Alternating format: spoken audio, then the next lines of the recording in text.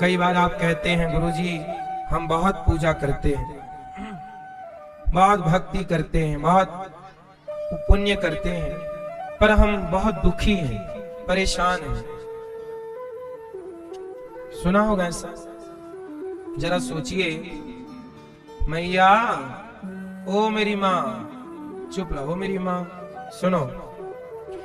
जरा विचार करो कि देवकी वसुदेव तो भगवान के माता पिता हैं या नहीं? कृष्ण के। इनके यहां जगत के पालनहार प्रकट होने जा रहे हैं, लेकिन सबके भगवान आज देवकी वसुदेव के यहां जब प्रकट हुए तो देवकी वसुदेव उस समय जेल में है, और आज से नहीं, बीते 8-9 सालों से जेल में है, और अभी 11 साल और जेल में इनको रहना है।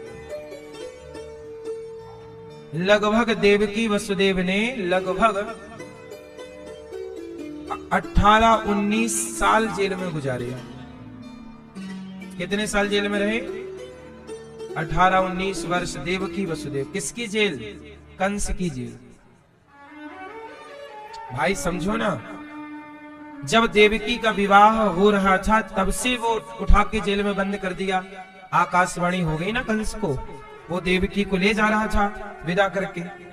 अभी पति पत्नी मिले नहीं, विदाई हो रही थी लड़की की, कि कंस को आकाशवाणी सुनाई पड़ी कि देवकी का 8वां गर्भ तेरा काल बनेगा। जेल में बंद कर दिया। पहला बेटा हुआ, मार दिया। 6 पुत्रों को मार दिया। 7वें गर्भ में बलराम जी आए, देवकी के गर्भ से रोहिणी के गर्भ में ट्रांसफर किया। तो 8 पुत्र देवकी मां के कहां हुए? जेल में। 8 बच्चे पैदा करने में कितने वर्ष लगेंगे? एक बच्चे के बीच में भी यदि आप ये समझिए कि एक वर्ष का गैप भी मान लीजिए, तो कितना वर्ष। और फिर भगवान कृष्ण गए यशोदा के यहां, पले बढ़े, बड़े हुए, 11 साल के हुए तो वापस मथुरा आए, कंस को मारा, तब देवकी वसुदेव वापस आए। तो मैं 18-19 साल तो मोटा मोटा बोल रहा हूं, इससे भी ज्यादा वर्ष आप समझ सकते हैं। ये कौन है? भगवान के पिता। भगवान के पिता को भी इतना भयंकर कष्ट उठाना पड़ा? नहीं उठाना पड़ा। हम और आप तो सामान्य व्यक्ति हैं। हम लोग 4 माला जप लें तो हम लोग कहते हैं हम तो इतने बड़े भक्त हैं, हम तो बड़ी पूजा करते हैं, फिर हमारे जीवन में संकट क्यों आया? तुम तो माला जपते हो। देवकी ने तो कृष्ण को प्रकट कर लिया। कितनी भक्ति रही होगी उनकी। ऐसे देवकी वसुदेव को भी जेल में रहना पड़ा। इसका मतलब है कि तुम्हें भगवान भी मिल जाएं तो भी कुछ कर्म ऐसे हैं जिनका आपको फल भोगना पड़ेगा। अब आप कहो कि देवकी वसुदेव ने ऐसा क्या किया कि उन्हें भोगना पड़ा, जेल की हवा खानी पड़ी? तो सुनो, देवकी माता पिछले जन्म में माता कैकई है। कैकई मां जब राम वनवास चले गए, सारा रायता फैल गया, कुब्जा मंथरा ने पूरा षड्यंत्र कर लिया, पास हो गई मंथरा।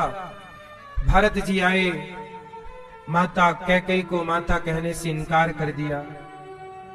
तब कैकई को समझ आया कि मैंने गलत किया है, मेरे हाथ से तो राम भी चले गए और मेरा अपना बेटा भी चला गया, मैंने बड़ी गलती कर दी। अब गलती तो हो गई, अब गलती को सुधार कैसे किया जाए? तब कैकई मां ने चित्रकूट जाकर, जब राम चित्रकूट में थे तो राम से मिलने भरत जी गए, तो कैकई भी साथ में गए। भरत जी ने मना किया कि आप मत जाओ। कौशल्या मां के पांव पकड़ी, मैं जाऊंगी। कौशल्या मां ने भरत जी से कहा बेटा चलेगी कैकई, चलो। कैकेयी मां गई, राम को चित्रकूट में देखा, कैकेयी मां रोने लग गई। हे राम, तुम्हें कितने कांटे चुभ रहे होंगे, कितना कष्ट हो रहा होगा, तुम घास की कुटिया पर रहते हो। मेरी बुद्धि मारी गई कि मैंने आपको वनवास भेज दिया। राम, तुम्हारी माता तुमसे क्षमा याचना करने आई है, मुझे माफ कर दो। राम ने गले लगाया, माता ऐसे क्यों कह रही हो?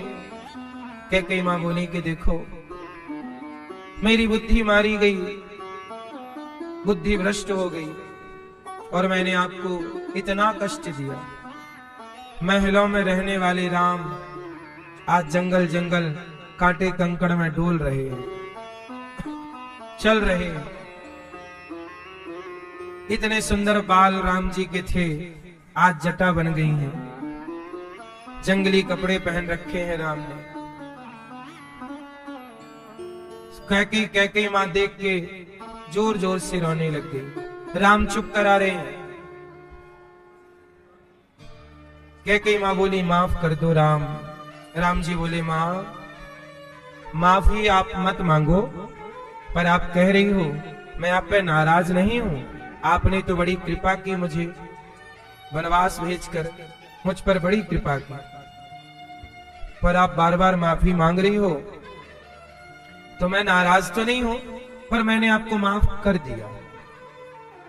कैकेयी बोली कि माफ कर दिया, ये मैं कैसे जानूं कि आपने माफ कर दिया? राम जी बोले, तो आप ही बताओ कि आपको कैसे पता लगेगा कि मैंने माफ कर दिया? कैकेयी मां ने कहा कि ऐसा है, अगले जन्म में आप मेरे पुत्र बन के आओ। यदि आप मेरे पुत्र बनकर आओगे तो मैं मान लूंगी कि आपने मुझे माफ कर दिया। राम जी बोले, माता अगले जन्म की तो प्लानिंग हो चुकी है, पर अब आप बीच में एंट्री कर रही हो तो हम प्लान चेंज करेंगे थोड़ा सा। तो वही कैकेयी मां इस जन्म में माता देवकी बनी, और देवकी मां ने दूसरे के बच्चे को, दूसरे के बेटे को वनवास भेजा था। दूसरा का बेटा मतलब कौशल्या।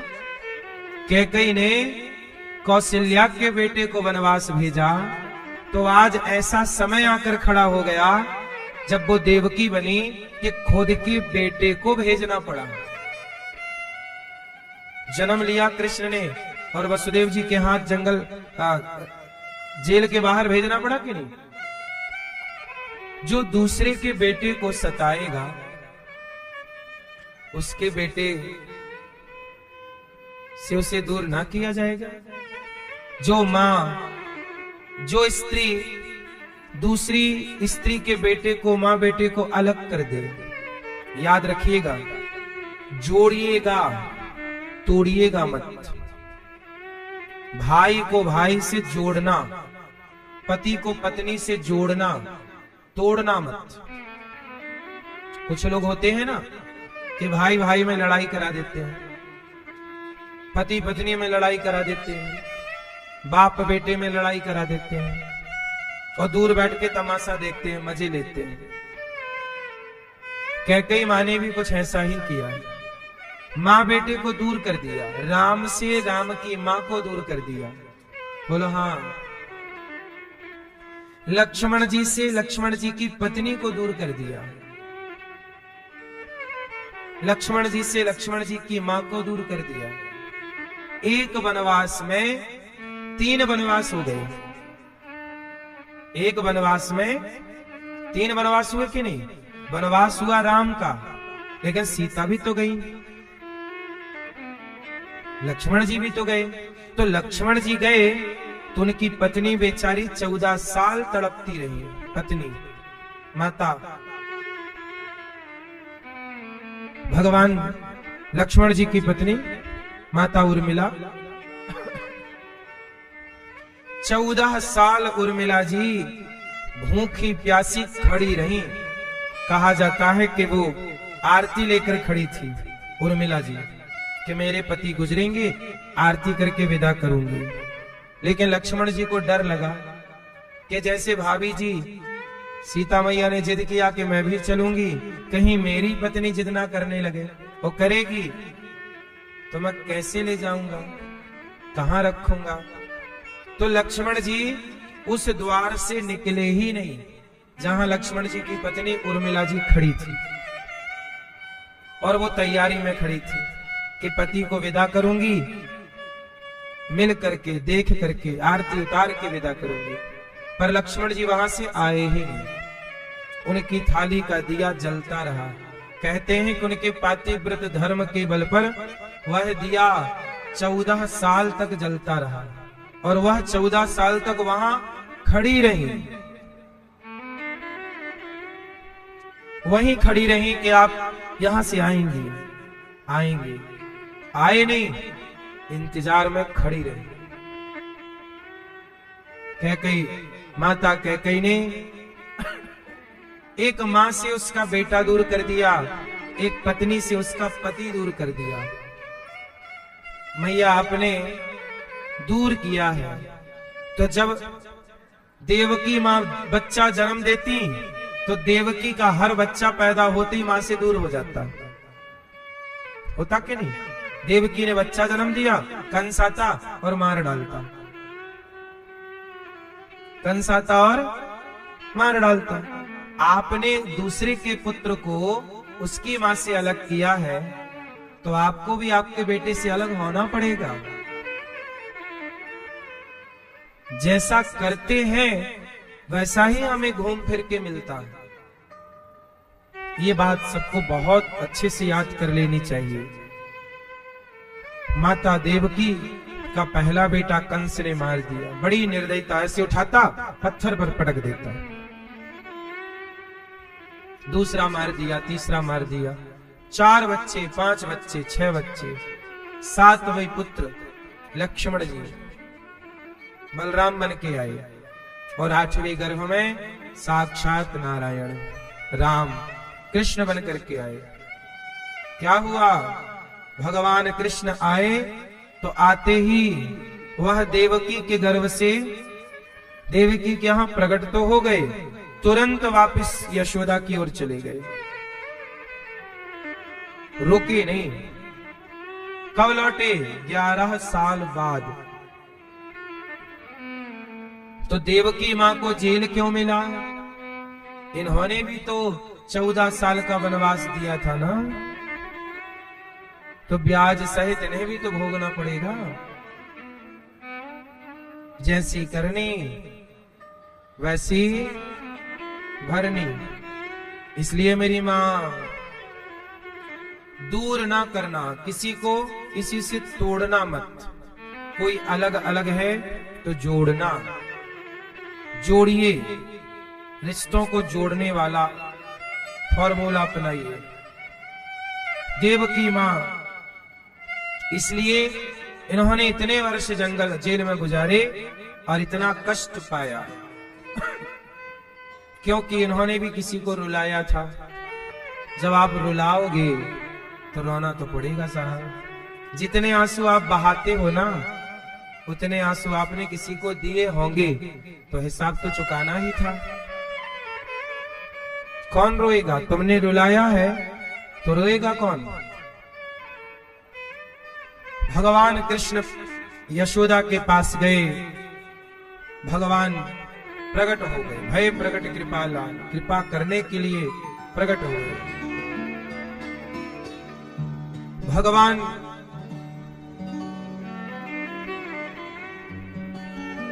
देवकी मां के पास से यशोदा के पास पहुंचे। जन्म दिया देवकी ने, दूध पिलाया यशोदा ने, दूध पिला रही है मैया, लाला आंखों में काजल लगा रही है। कन्हैया की सेवा श्रृंगार यशोदा मैया कर रही है। यशोदा मैया के भाग्य की सराहना कौन करे? जो दुनिया को तृप्त करने वाला परमात्मा है, उस परमात्मा को दूध पिलाकर यशोदा मैया तृप्त कर रही हैं। नंद बाबा कन्हैया की सेवा में लगे हैं। भगवान 6 दिन के हुए कि पूतना मौसी आ गई। भगवान को मारने कौन आया? पूतना। दूध में जहर लगा के आई है, दूध की जगह क्या लगा के आई? जहर। अपने स्तनों में, आंचल में, जिस आंचल से दूध निकलता है, बच्चे की भूख मिटती है, वहीं पर जहर लगा लिया कि थोड़ा सा दूध में जहर मिल जाएगा, बच्चा पिएगा, जहर पी जाएगा, मर जाएगा। पूतना आ गई। पूतना का काम था जहर पिला पिला के मारना। आई पूतना, भगवान लेटे थे पालने पर, जैसी पूतना आई भगवान ने देखकर आंखें बंद कर ली। आ गई मौसी। नहीं देखा। क्यों नहीं देखा? पूतना कौन है? पूतना पिछले जन्म में राजा बलि की बेटी रत्नमाला है। जब वामन भगवान गए तो वामन भगवान को देखकर राजा बलि की बेटी बोली, वाह, इतना अच्छा बालक मेरा होता तो दूध पिलाती। भगवान बोले, तथास्तु, मैं तुम्हारा दूध जरूर पीऊंगा। जब 3 पग में भगवान ने सब नाप लिया तो रत्नमाला बोली, ऐसा बेटा छलिया, ऐसा मेरा होता तो जहर पिला के मार देती।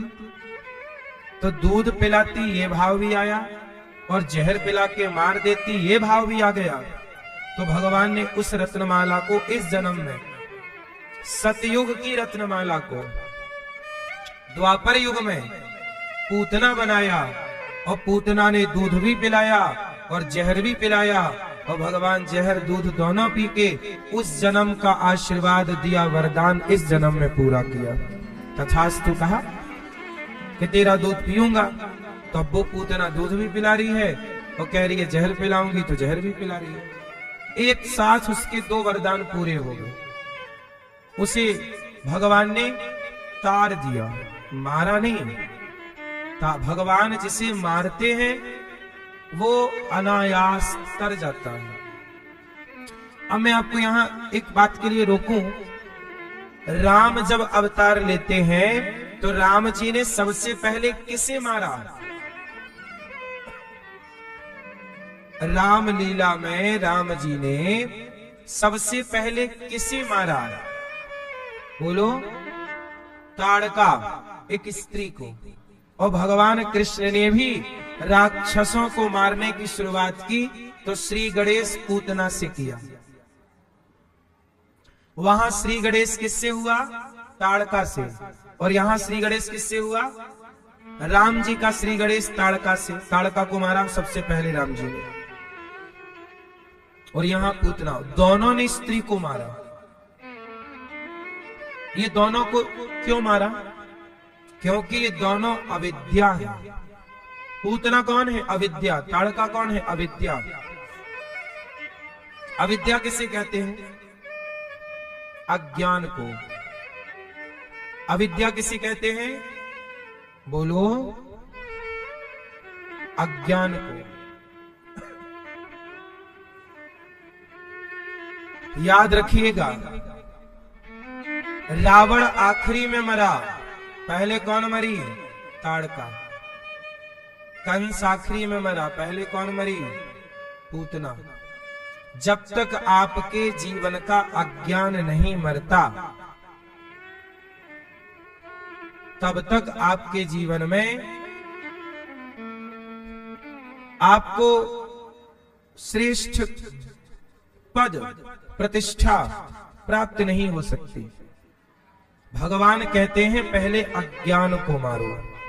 हमारा शत्रु कौन है? हमारा अज्ञान। पूतना कौन है? अज्ञान का स्वरूप है, अविद्या है। एक होती है विद्या, एक होती है अविद्या।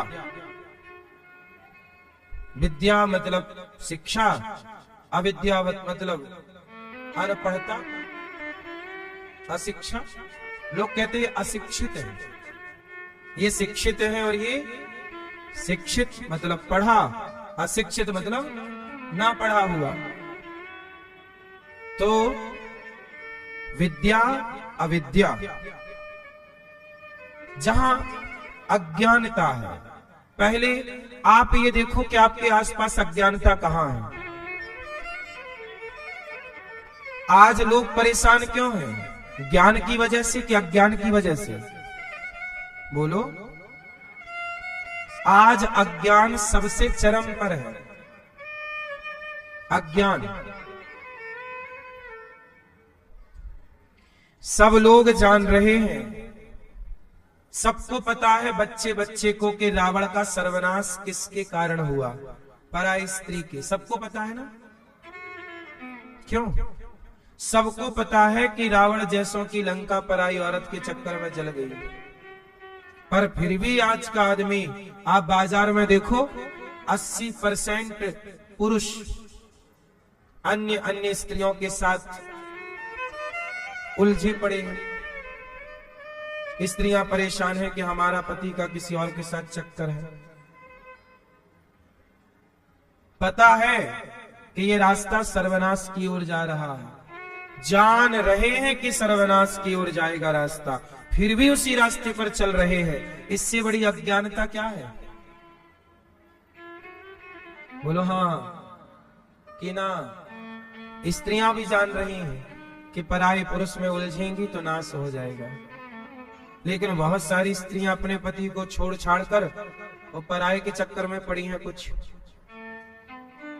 अपने वाले को कर देती हैं ड्रम में पैक और दूसरे वाले के साथ इलो इलो चल रहा है।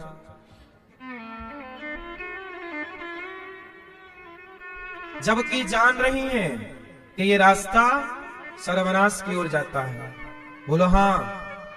सबको, यहां जितने बैठे हैं ना, थोड़ी भी आप समझदार हैं तो, छोटे छोटे बच्चों का तो मैं नहीं कहता कुछ, क्योंकि वो तो बेचारे अभी जानते नहीं है शब्द से, लेकिन यदि आप थोड़ा भी समझदार हैं तो आप सबको पता है कि ये रास्ता सर्वनाश की ओर जाता है, फिर भी लोग उसी पर चल रहे हैं। क्यों भैया? सही है। अब इन्हें आप ज्ञानी कहोगे कि अज्ञानी? बोलो।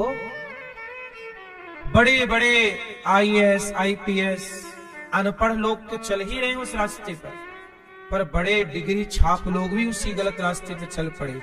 अब इन्हें ज्ञानी कहोगे कि अज्ञानी? इसलिए भगवान ने सबसे पहले अज्ञान को मारा। पूतना अविद्या है। अच्छा, पूतना को अज्ञानी मैं क्यों कह रहा हूं? पूतना को अज्ञानी इसलिए कह रहा हूं कि पूतना इतनी बड़ी अज्ञानी है कि कोई भी मां क्या अपने बच्चे को जहर पिला सकती है? और वो तो साक्षात नारायण, जिनके पास दुनिया तरने जाती है उन्हें तुम मारने जा रही हो। इससे बड़ी अज्ञानी पूतना कौन होगी? तो भगवान ने उस अज्ञानी पूतना को मार डाला और कहा कि आप भी अपने अज्ञान को मार दीजिए। अज्ञान क्या है?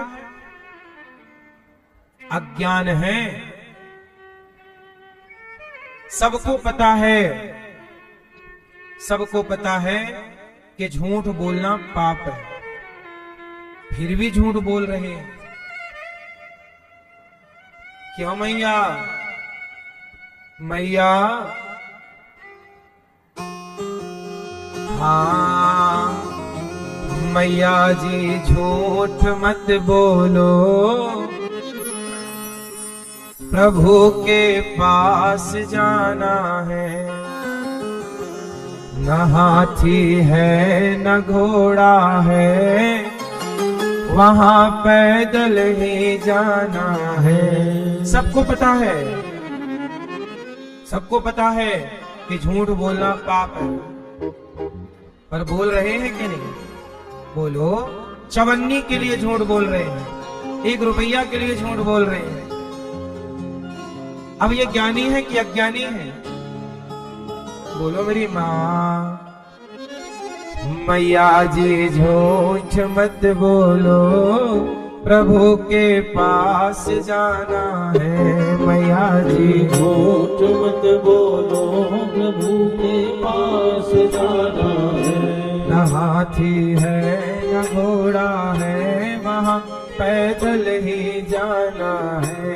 न हाथी है न घोड़ा है, वहाँ वहाँ पैदल ही जाना है। मैया जी झूठ मत बोलो, मैया जी झूठ मत बोलो, मैया जी झूठ मत बोलो, मैया जी झूठ मत बोलो, भैया जी झूठ मत बोलो, प्रभु के पास जाना है। मैया जी झूठ मत बोलो, प्रभु के पास जाना है। मैया जी झूठ मत बोलो, प्रभु के पास जाना है। और तुम्हारे महल चौबारे, तुम्हारे महल चौबारे, तुम्हारे महल चौबारे, तुम्हारे महल चौबारे, यहीं रह जाएंगे सारे, यहीं रह जाएंगे सारे। अकड़ किस बात की प्यारे, ये सर फिर भी झुकाना है। अकड़ किस बात की प्यारे, ये सर फिर भी झुकाना है। मैया जी झूठ मत बोलो, प्रभु के पास जाना है। मैया जी झूठ मत बोलो, प्रभु के पास जाना है। तुम्हारे महल चौबारे, तुम्हारे महल चौबारे, यहीं रह जाएंगे सारे, यहीं रह जाएंगे सारे। सबको पता है कि मरेंगे तो कफन में जेब नहीं होता, एक तिनका ना जाएगा। फिर भी जब तक जिंदा है ऐसे घमंड में जीता है जैसे सारी दौलत मेरी ही है। हाँ या ना? आप अच्छा किसको पता है कि मरोगे तो एक रत्ती ना जाएगा, पता है ना? फिर भी हाय घमंड, वाह रे अभिमान, तुम्हारा घमंड ही नहीं छूटता।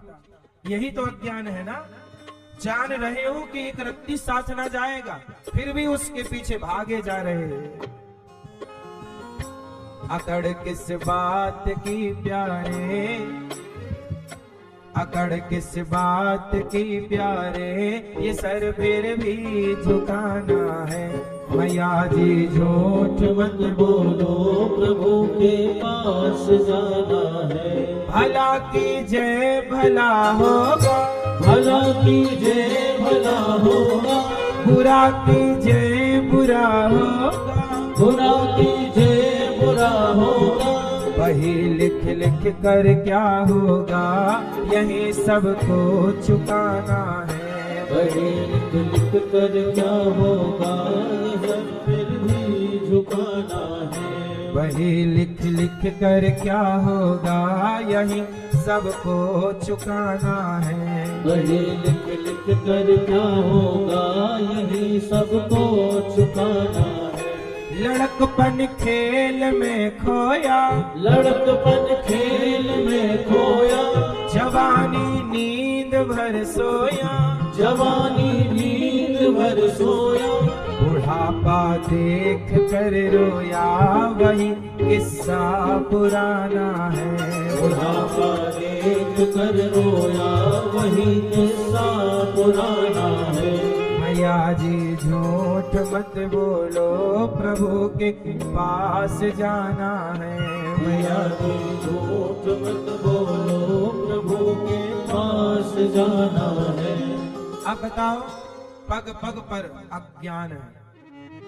पग पग पर क्या है? अज्ञान।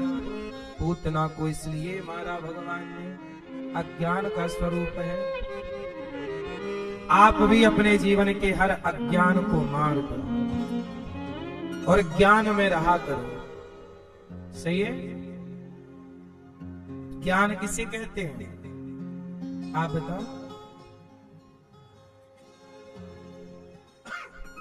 ज्ञान किसे कहते हैं? क्या है ज्ञान?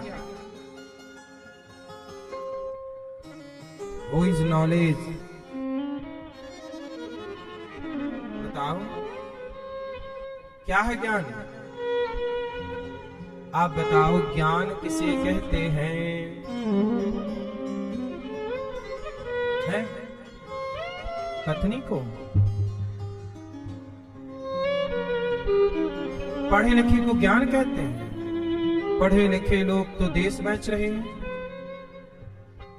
भ्रष्टाचार कर रहे हैं, गाय कटवा रहे हैं पढ़े लिखे लोग तो। सब नहीं, कुछ, सब नहीं, कुछ पढ़े लिखे लोग भ्रष्टाचार कर रहे हैं कि नहीं? कुछ पढ़े लिखे लोग बेईमानी कर रहे हैं कि नहीं? ज्ञान किसे कहते हैं? मेरा सिंपल सा सवाल है। क्यों मैया, ज्ञान किसे कहते हैं? आप बताओ, कौन बताएगा? एक दिन हमने बताया था कक्षा में, केवल हम रिवीजन करा रहे हैं, बता सब चुके। ज्ञान किसे कहते हैं?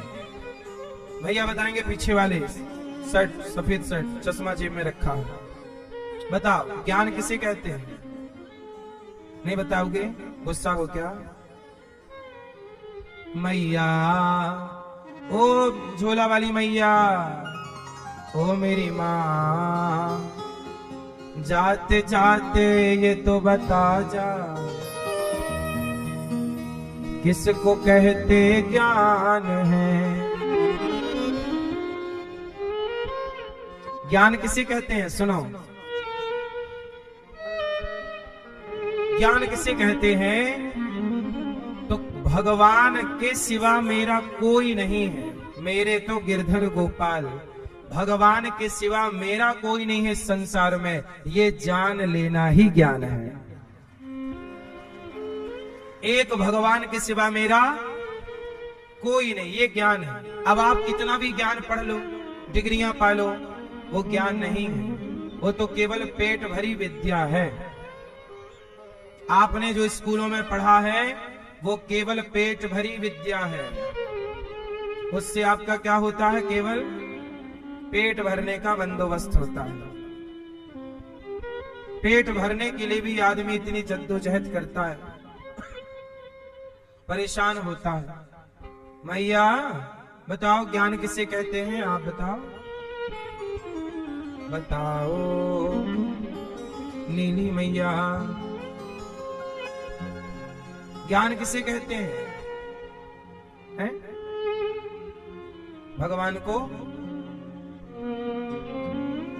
इस संसार में आपके कितने लोग हैं? आपके कितने रिश्तेदार हैं? बहुत सारे। सब आपके हैं? आपका संबंध है उनसे? रिश्ता है? बोलो हाँ। इस संसार में हमारा कोई नहीं। संसार से हम जितने जुड़े हैं उतने हम अज्ञानी हैं, और जितने हम भगवान से जुड़े हैं उतने हम ज्ञानी हैं। ज्ञान वही है जो ईश्वर से कनेक्ट है। संसार से कनेक्ट होके भी हमें कुछ मिलना नहीं है, इसलिए कहा हमारे दो ही रिश्तेदार, मैया के ढेरों रिश्तेदार। क्या करोगी मेरी माँ इस बाजार का? ये बाजार का करोगे क्या? संसार क्या है? एक बाजार है। क्या करोगे बाजार की भीड़ का?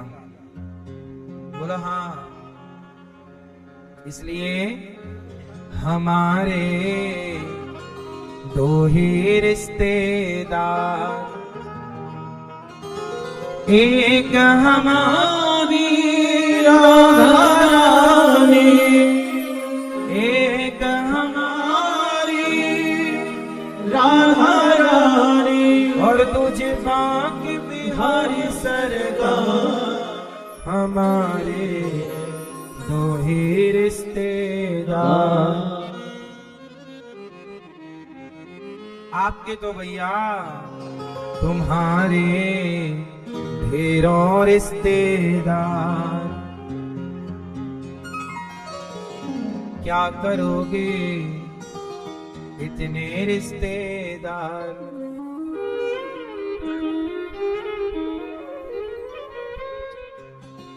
प्रिय भक्तों, ज्ञान किसे कहते हैं? मीरा ने जो जान लिया वो ज्ञान है। मीरा कहती है मेरे तो गिरधर गोपाल, दूसरों ना ये बात केवल जान मत लो, जीवन में उतार लो, ये ज्ञान है।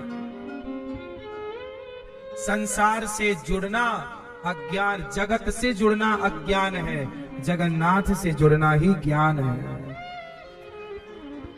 जगत के चक्कर में पड़ जाना अज्ञान है और जगन्नाथ के चक्कर लगाना ज्ञान है। चक्कर लगाना है तो वृंदावन का चक्कर लगाओ, गिरिराज जी का चक्कर लगाओ।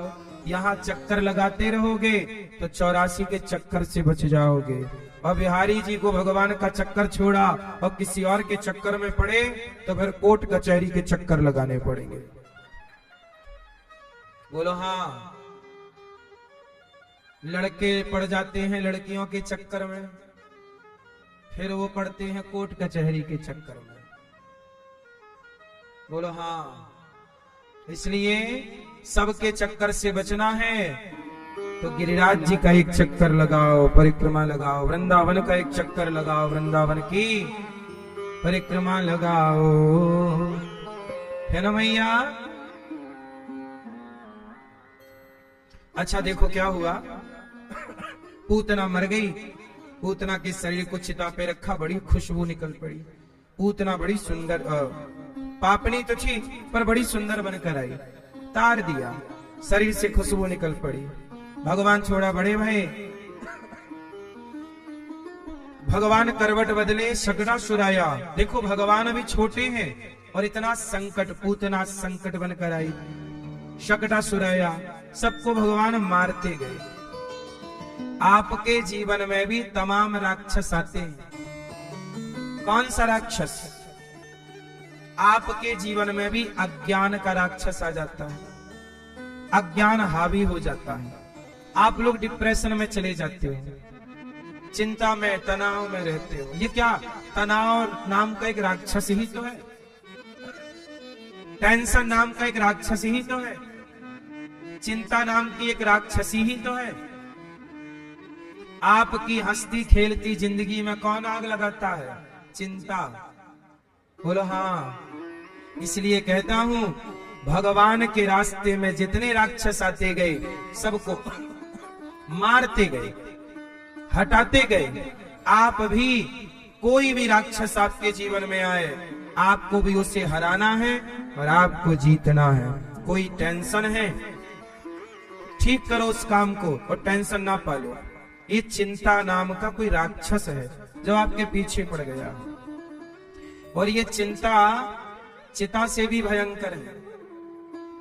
चिंता करने वाले व्यक्ति को भूख नहीं लगती, चिंता करने वाले व्यक्ति को नींद नहीं आती, और चिंता के कारण व्यक्ति जब खाएगा नहीं, सोएगा नहीं तो अपने आप बीमार पड़ जाएगा।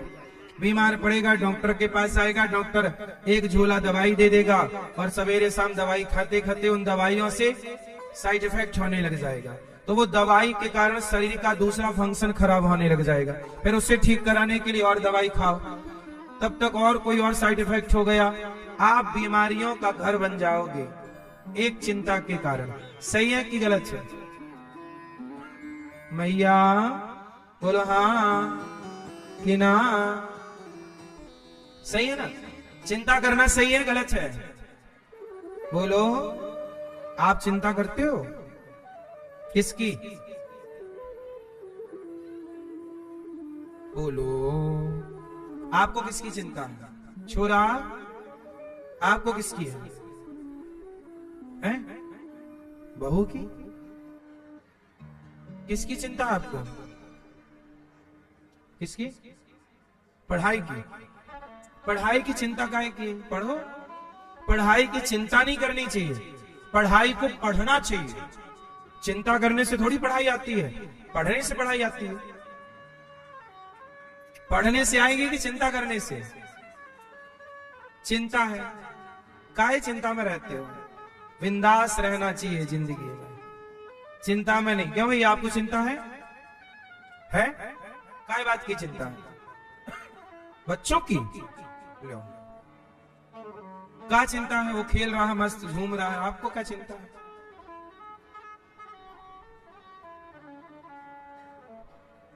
चिंता। आजकल 99% लोग चिंता में देखे जाते हैं। चिंता, मुझे एक बात समझ में नहीं आती, आप लोग इतना सोचते क्यों हैं? चिंता क्यों है? और आपकी चिंता बता रही है। अच्छा ये बताओ, आप कितने लोगों को चिंता है? जिनको है वो हाथ उठाओ, आज खत्म ही कर दे तुम्हारी चिंता। जिसको है बस वो हाथ उठा लो, कंफर्म कराओ। किस किस को चिंता है, टेंशन है, डिप्रेशन है, तनाव है तो हाथ उठाओ, क्लियर करो। मैया, ओ पंचायती मैया, पीली मैया, कर लो पंचायत और कर लो मेरी माँ। और कहीं थोड़ी मौका मिलेगा पंचायत करने का। सुनो, किस किस को चिंता है? ओ मैया, झोला वाली मैया, जा रही हो मेरी माँ? जाओ, टाटा, जल्दी आना है। चिंता में तो नहीं डूब गई मेरी माँ?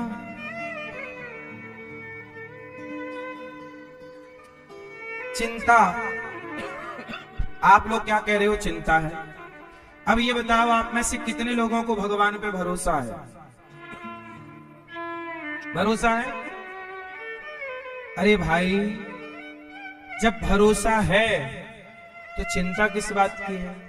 वो चिंता है तो भरोसा कहाँ है फिर आपको? या तो आपको चिंता है या तो आपको, दोनों नहीं रह सकते ना। गाल फुलाओ और ठहाका लगाओ, हा हा हा, ये दोनों काम एक साथ नहीं हो सकते। या तो आपके पास चिंता है, हम कहते हैं चिंता क्यों करनी है? क्या तुम्हें भगवान पे भरोसा नहीं है? जब आप अपनी माँ के पेट में थे, अच्छा ये बताओ, माँ के पेट में थे तो वहां माँ के पेट में गद्दे वगैरह बिछे होंगे आपके लिए? क्यों था? पानी के एक थैली के अंदर थे आप। बोलो हाँ, पानी की थैली होती है माँ के गर्भ में, उसके अंदर आप ऐसे सिकुड़े बैठे थे 9 महीने। जिस परमात्मा के भरोसे 9 महीने तुम पानी के भीतर थे, अब तुम पानी में कूद जाओगे और तैरना नहीं आता तो मर जाओगे। लेकिन माँ के पेट में पानी में ही थे पर मरे नहीं। जिस परमात्मा ने माँ के पेट में तुम्हारी रक्षा की, वही परमात्मा यहां भी तुम्हारा रक्षक है, तुम्हारा भी और तुम्हारे बच्चों का भी। और सुनो, जो होना है उसे आप रोक नहीं सकते, तो फिर चिंता किस बात की? जो होना है वो होगा, जो नहीं होना वो कभी नहीं होगा, तो फिर हम काहे टेंशन पालें? भगवान के आश्रित रहो। जिस परमात्मा ने माँ के पेट में हमारी रक्षा की, वही हमारा रक्षक है। तुम रक्षक काहू को डरना, तुम रक्षक काहू को डरना। हम क्यों डरे? हम क्यों परेशान हो? बेटी का ब्याह होगा कि नहीं महाराज, कब होगा, कैसे? तुम क्यों इतना सोच रहे हो? जिसने बेटी को आंख दी है, कान दिए हैं, पांव दिया है, वही बेटी के लिए सुहाग भी देगा। तुम कौन होते हो? तुम कर्म करो, तुम लड़के अच्छे खोज करते रहो, तुम अपना कर्तव्य करते रहो, उसके भाग्य का जो मिलना होगा संयोग बस मिल जाएगा। कर्म करो, तुम टेंशन क्यों करते हो? होना क्या है? भरोसा करना सीखो ना भाई। बोलो भाई, क्या करोगे?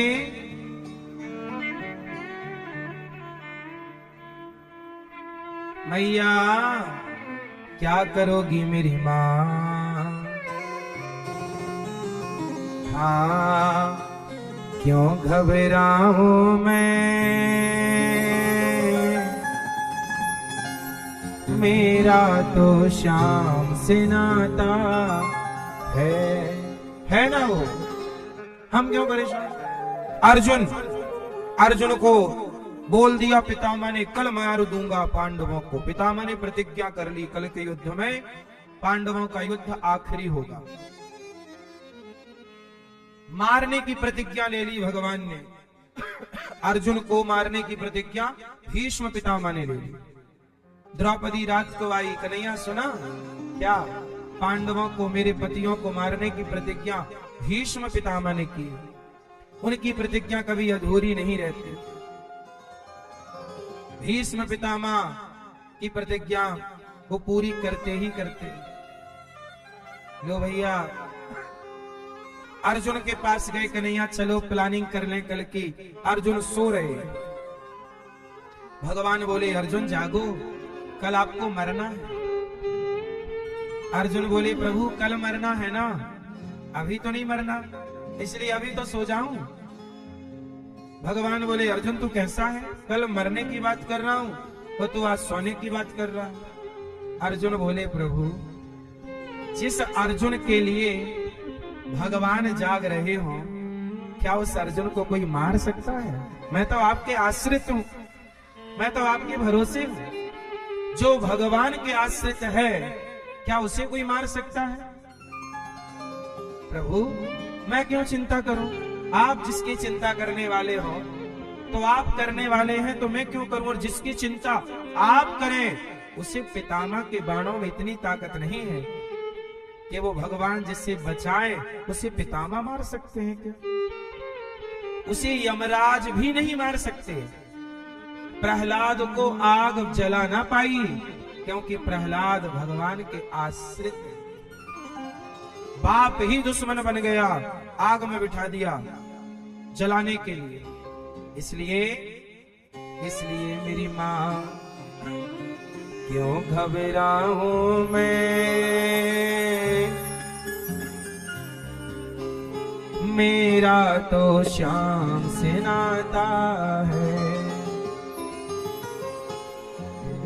जीवन की गाड़ी मेरी, जीवन की गाड़ी मेरी, श्याम चलाता है। मेरी गाड़ी कौन चला रहा है? भगवान। वो जब गाड़ी ये चला रहे हैं तो मैं निश्चिंत रहूं, मैं क्यों परेशान? इसलिए चिंता नहीं करना, टेंशन लेने का, भगवान पे भरोसा करने का। समझ में आई? क्या समझ में आया आपको?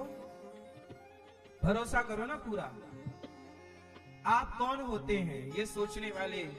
आप कौन होते हैं ये कहने वाले कि बच्चा मेरा है? आपने उस बच्चे का क्या लगाया? एक आंख लगाई हो आपने तो बताओ, एक कान लगाया हो तो बताओ, एक बाल बच्चे का तुमने लगाया हो तो बताओ। फिर किस अधिकार से कहते हो कि ये बच्चा मेरा है? मत कहो कि ये मेरा है। भगवान की औलाद है, भगवान की। हम सब किसकी संतान हैं? बोलो, हम सब किसकी संतान हैं? मैया, हम सब किसकी संतान हैं? तो जब हम सब भगवान की संतान हैं, तो जो आपका बेटा है वो किसकी संतान है? वो भी तो भगवान का हुआ। फिर आप क्यों दावा ठोकते हो कि मेरा है? तुम्हें तो भगवान ने एक नौकरी दी है, देख रेख करो, संभालो बस। कौन क्या करेगा आप नहीं बता सकते कि आपका बेटा क्या करेगा। कितना भी बड़ा आप डॉक्टर बना लो, इंजीनियर बना लो, लेकिन उससे जो बनना होगा वो डॉक्टर बन के भी कई बार डॉक्टर नहीं बन पाता, इंजीनियर बन के भी वो इंजीनियर। जिसे जो बनाना है आप ना तय करोगे। कई बार व्यक्ति जो पढ़ता नहीं है, जिसकी पढ़ाई नहीं पढ़ता, कई बार वो काम उसे करना पड़ता है, और जो पढ़े बैठा है वो विद्या उसके काम नहीं आती, उसे दूसरी काम करना पड़ता है जिंदगी भर। हाँ या ना? ऐसा भी तो है ना। हमने जो पढ़ा ही नहीं, जो किया ही नहीं, जिसकी पढ़ाई नहीं पढ़ी, कई बार वो काम हमें करना पड़ता है। तो आप तय नहीं करोगे, मेरे माँ बाप तय नहीं करते कि मैं क्या करूंगा। उन्होंने प्लानिंग नहीं की। ये प्लानिंग अनिरुद्धाचार्य क्या करेगा, ये प्लानिंग मेरे माँ बाप की नहीं है, ये प्लानिंग भगवान की है। जो उनको करवाना है वो इस शरीर से करवा रहे हैं। इसलिए हमने तो केवल अपने आप को उठाया और भगवान के कदमों में रख दिया। हम आपके, अब आप डिजाइन करो क्या करना, क्या कराना, कैसे करना, कैसे हम आपके हैं। माँ बाप कितना अच्छा सोचेंगे बच्चे के लिए, आपसे कई गुना अच्छा भगवान सोच सकते हैं, लेकिन आप भगवान को सौंपते ही नहीं। आप ही होशियार बने रहते, मैं करूंगी, मैं करूंगा। फिर भगवान बोले तुम कर लो। भगवान शगटासुर को मारते हैं, तृणावर्त को मारते हैं, गर्गाचार्य जी आते हैं, नामकरण संस्कार कराते हैं। भगवान ने गोपियों के घर जाकर छोड़ा, बड़े हुए ना कन्हैया, तो गोपियों की सेवा स्वीकार करते हैं। भगवान गोपियों पर कृपा करते हैं। अच्छा ये बताओ, ये गोपियां कौन है? सुनो, आप लोग गोपियों को केवल सामान्य स्त्री समझते हैं। मैं गोपी के बारे में आपको सुनाता हूं, सुनो। नर्मदा के किनारे एक संत रहा करते थे।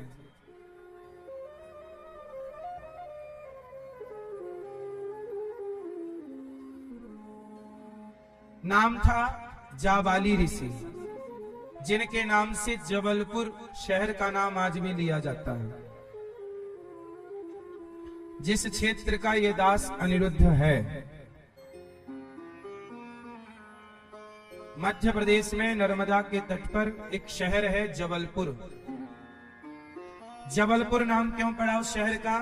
क्योंकि एक जाबाली ऋषि हुए। वो जाबाली ऋषि की बात सुनो। जाबाली ऋषि ने तपस्या की, घोर तपस्या की, और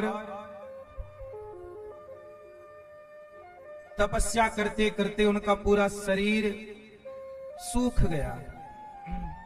कितनी तपस्या की, कितने वर्षों तक समझते हो ना? 9 कल्पों तक। 9 कल्प। एक कल्प कितना बड़ा है? एक कल्प में 1000 बार चतुर्युग बीत जाते हैं। सतयुग, त्रेता, द्वापर, कलयुग कितनी बार बीत गए? 1000 बार। ऐसे 9000 बार जब सतयुग, त्रेता, द्वापर, कलयुग 1000 बार बीते,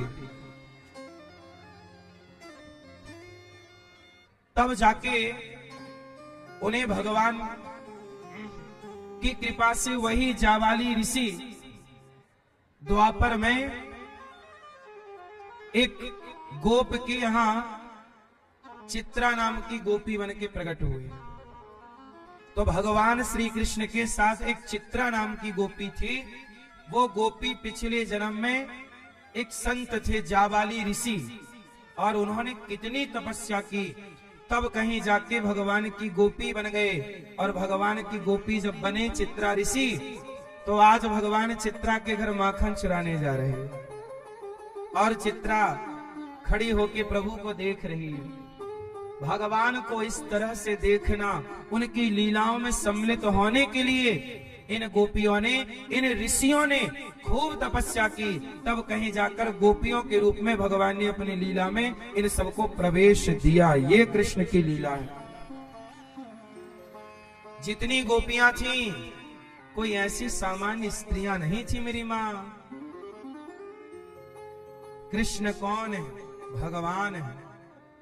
भगवान के लिए भगवान ऐसे थोड़ी मिल जाते हैं। भगवान के लिए प्रेम से पुकारना पड़ता है। हम लोग तो आज 2 माला नहीं जप पाते, 11 माला नहीं जप पाते। युगों युगों तक तपस्या कौन करेगा? आज के जमाने में सबको तुरंत फल चाहिए। 16 सोमवार का व्रत किया तो 17वें सोमवार लोग पहुंच जाते। हाँ बोले बाबा, हिसाब कर लो। आजकल के आदमी को तुरंत फल चाहिए, भगवान से तुरंत। आज जो तुरंत फल देता वो वाले भगवान अच्छे हैं, और फल नहीं मिला तो लोग भगवान को कहते अरे तो भगवान अच्छे नहीं है। आजकल भगवान भी कैसे चाहिए? जो जल्दी फल देता हो। फल चाहिए सबको, कर्म नहीं करता अच्छा व्यक्ति। फल चाहिए सबको।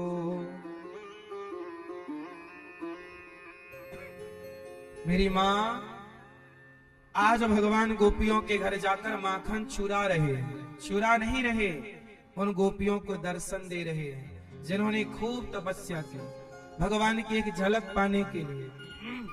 आज उनके पास जाकर लुटा रहे हैं अपना दर्शन। आज गोपियां दर्शन करने आ नहीं रही, आज स्वयं घर घर जाकर कन्हैया सबको घर घर जाके दर्शन दे रहे हैं। मैं आ गया, लो कर लो दर्शन। ए सखी थोड़ा माखन खिलाएगी? हाँ हाँ लाला आ। बिठाया, मक्खन खिलाया। जब कन्हैया नहीं आए तो गोपियां शिकायत के बहाने आ गई, मैया ओ यशोदा काहे गो सखी तेरे लाला की शिकायत करवे आई? का क्यों हमारे लाला ने? अरे दारी के ने का ना कियो ये पूछ। का क्यों बताइयो तो सही लाली।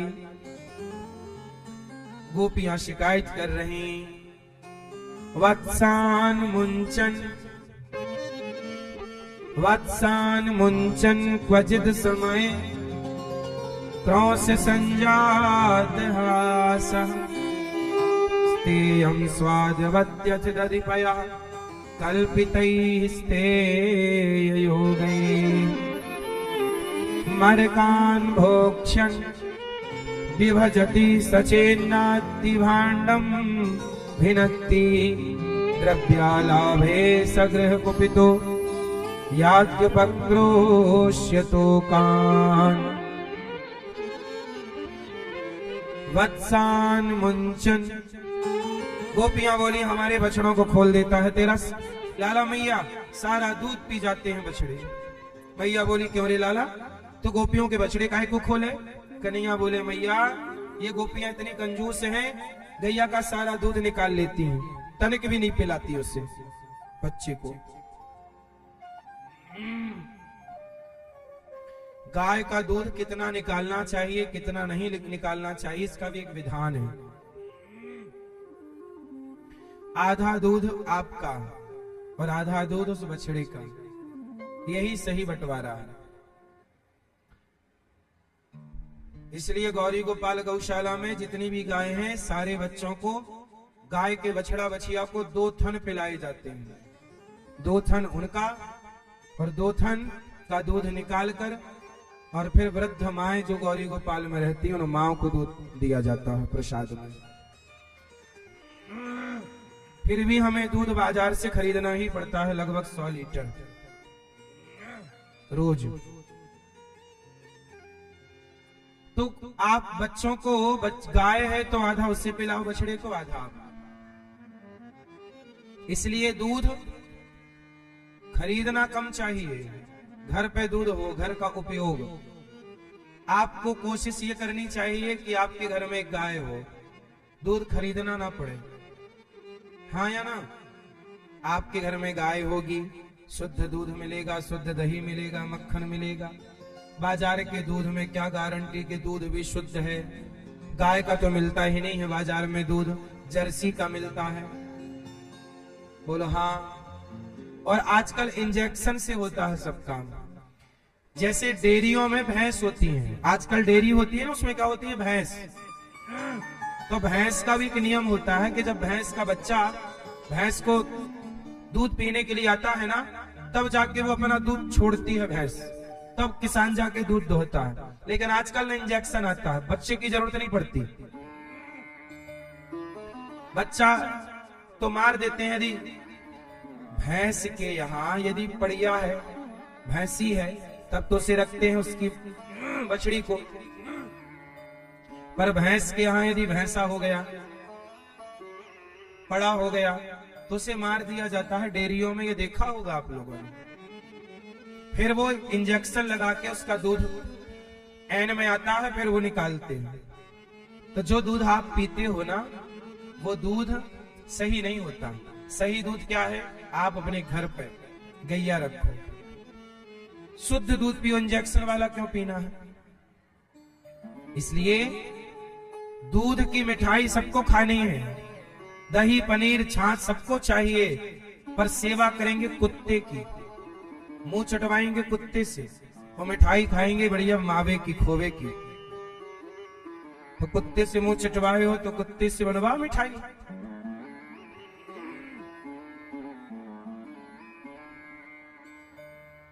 कलयुग है, यहाँ आदमी मनमाना करता है। गाय की सेवा करने की परंपरा है। कुत्ता एक जानवर है, उसे रोटी दो, उस रोटी देकर के पानी देकर सेवा उसकी भी करो। पर कुत्ता का मतलब ये नहीं कि तुम अपने घर में उसे घुमाओ, अपने बेड में सुलाओ। किसे सुलाना है साथ में, किसे नहीं सुलाना, ये भी तो एक मर्यादा है ना। नाली का कीड़ा नाली में है, उसे आप अपनी रसोई में लाके रखोगे तो शोभा ना देगा। जिसका स्थान जहां का है उसे वहीं रखा जाता है। चप्पल पांव में पहनी जाती है, उसे सिर पे नहीं रख सकते ना, वो चप्पल पांव का स्थान की है। जो जहां की है, कान का झुमका कान में ही अच्छा लगता है, माथे पे अच्छा ना लगेगा मेरी मां। पांव की पायल गले में अच्छी ना लगेगी, और गले का हार पांव में अच्छा ना लगेगा। जो जहां के लिए बना है उसे वहां रखना ही धर्म है। गाय घर के अंदर के लिए बनी है और कुत्ता घर के बाहर द्वार के लिए बना। कुत्ता द्वार तक अच्छा लगता है। कुत्ते का स्थान कहाँ है? द्वार पर। द्वार तक कुत्ता हो अच्छा है, कुत्ता वफादार है। कुत्ता बनता कौन है? जो इंसान इस जन्म में बेईमान हो जाता है। जैसे आप लोग किसी का पैसा लेके लौटाते नहीं हो, तो आपका अगले जन्म में कुत्ता बनना तय है, क्योंकि कुत्ता ईमानदार होता है ना। इस जन्म में आप हो गए बेईमान, 5,000 लिया किसी से और चुकाया नहीं, 10,000 लिया चुकाया नहीं, मांगने वाला मांग मांग के थक गया, आप खा गए। इस जन्म में बेईमानी की ना, तो भगवान ने अगले जन्म में कहा कि तुम ईमानदार बनाएंगे, और ईमानदार कुत्ता होता है। जा कुत्ता बन जाओ। कुत्ता बन के फिर ईमानदारी से तुम्हारी रोटी खाओगे और तुम हिलाते रहोगे सारी जिंदगी। कुत्ता ईमानदार होता है। क्यों? क्योंकि भाई कभी तो ईमान चुकाना तो पड़ेगा तुम्हारे बाप को। 5,000 खाए हैं ना तुमने किसी के, काहे खा गए? चुकाना पड़ेगा साहब। उसके गली का, उसके घर का कुत्ता बन के चुकाना पड़ेगा। तुम्हारा बाप भी नहीं बचा सकता किसी के पैसे, तुम लेके भाग गए हो ना, चुकाना पड़ेगा साहब। इसलिए आजकल कुत्ते ज्यादा हो रहे हैं, क्योंकि बेईमानी बढ़ती चली जा रही है। आदमी खा लेता, देते नहीं। इसलिए आप किसी का 1 रुपया ना खाना, और गाय को घर के अंदर रखना और कुत्ते को द्वार पर। ठीक है? बोलो हाँ मैया। आपके यहां कुत्ता है? आपके यहां कुत्ता रखना बुरा नहीं है। कुत्ते को बेड में, अपने किचन में, अपनी रसोई में, सब जगह घुमाना। कुत्ता जानवर है। गाय के गोबर के ना गौर गणेश बनते हैं। सत्यनारायण की पूजा होती है तो गौर गणेश किसके बनते हैं? बोलो। गोबर पूज्य है। बोलो हाँ। कुत्ते का गोबर पूज्य है? अंतर है ना, इसलिए अंतर है साहब। गाय के मूत्र में आज मेडिकल स्टोरों में गौमूत्र मिलता है, कुछ तो बात होगी तब तो मिल रहा है। कुत्ते का मूत्र क्यों नहीं मिल रहा है? कुत्ता कुत्ता है और गाय गावो विश्वस्य मातरः, गाय सबकी माता है। सनातनियों की बुद्धि पता नहीं किसने बिगाड़ दी। कुत्ता रखने की परंपरा पश्चिमी देशों की है। विदेशों में बिल्ली रखा जाता है। विदेशों में लगभग 90% घरों में कुत्ता है। 90% घरों में, अमेरिका, लंदन जैसे, इंग्लैंड जैसे देशों में 90% अंग्रेजों के घर में बिल्ली और कुत्ता का वो शौक रखते हैं। विदेशों में कुत्ता पालने की परंपरा रही है और भारत में गैया रखने की परंपरा रही है। पर हम लोग अंग्रेजों की गुलाम हो गए ना, तो अंग्रेजों वाला कल्चर अपनाने पे हम लोगों ने ज्यादा जोर दे दिया। अपनी गाय को छोड़ दिया सड़कों पे और अंग्रेजों वाला कल्चर अपना लिया। कुत्ता है ना, कुत्ता मेरा कुत्ता, कुत्ते से प्यार है। आजकल तो कुछ मैडम ऐसी भी हैं कि पति कुत्तों से भी बदतर है।